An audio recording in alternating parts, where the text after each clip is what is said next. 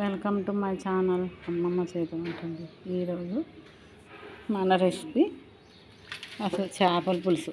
పాతకాలం అమ్మమ్మల నాటి పాతకాలం నాటి చేపల పులుసు ఎలా చేయాలో చూద్దామండి.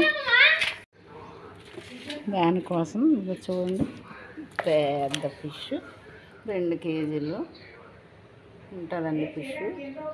ఈ ఫిష్ మనం ఈ పులుసు వేసేసి కడిగి మనం చేపల కూర ఎలా చేయాలో చూద్దామండి. చేప మొత్తం ఇలాగా కోసి ముక్కలు కడిగి పెట్టుకున్నామండి. చూడండి ఇంత పెద్ద పెద్దగా. ఇవి అమ్మమ్మ కాలం నాటి చేప పులుసు ఎలా చేయాలో చూద్దామండి. వీడియోలోకి వెళ్ళే ముందు అమ్మమ్మ చేతి వంట అనే నా ఛానల్ని సబ్స్క్రైబ్ చేసుకోండి, లైక్ చేయండి, షేర్ చేయండి. కింద బెల్ ఉంటుంది, కింద బెల్ నొక్కండి. వీడియోలోకి వెళ్దాం పదండి. కడిగి పెట్టుకున్నాం. దీనిలో ముందుగా కారం వేద్దాం.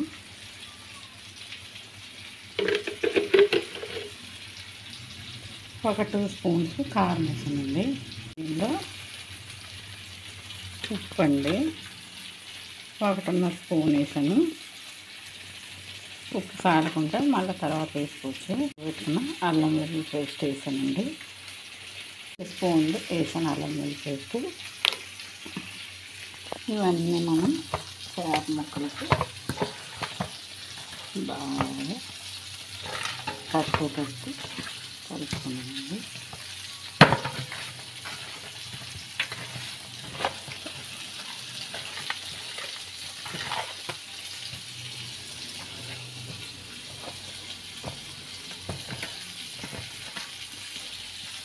ఇవన్నీ చేప ముక్కలకు బాగా 2 కేజీల చేప చాలా పెద్దగా కలిపేసాను.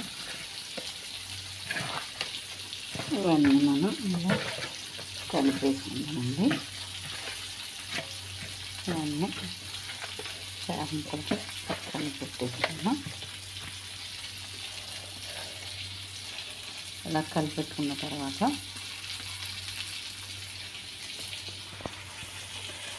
స్టవ్ మీద గిన్నె పెట్టానండి. ఇప్పుడు ఆయిల్ వేసుకున్నాం. ఆయిల్ కొంచెం పెద్ద పిచ్చి కనుక కొంచెం ఎక్కువ పడుతుందండి. దాని తర్వాత పెద్ద సైజు 4 ఉల్లిపాయలు తీసుకుని కట్ చేసాను.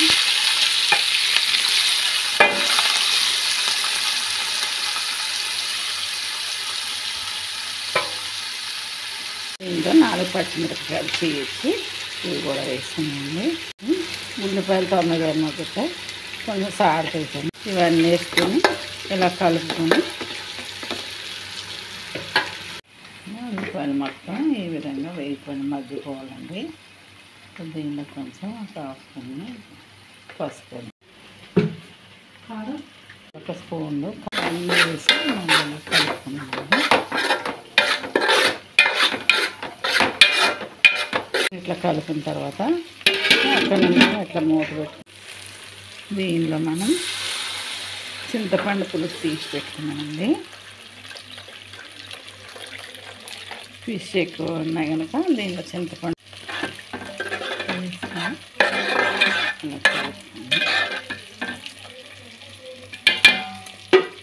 దీనిలో కొన్ని నీళ్ళు వేసుకున్నాం.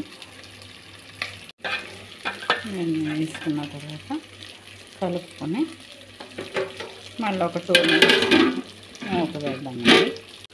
పులుసు ఇలా మసులుతుంది కదండి. పులుసు మసులుతున్నప్పుడు ఈ చేప ముక్కలు దీంట్లో వేసేసుకున్నాము.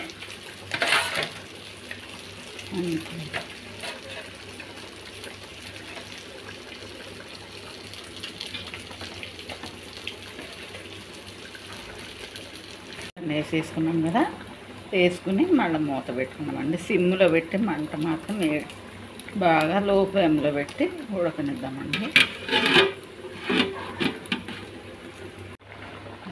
పైన కొత్తిమీర ఇట్లా చల్లుకుంటాం. ఇప్పుడు అయిపోయింది. అట్లా నూనె కూడా పైకి తేలింది కదండి. ఇప్పుడు లాస్ట్లో కొంచెం అంతా మసాలా పొడి దీనిలో వేసుకుంటాం.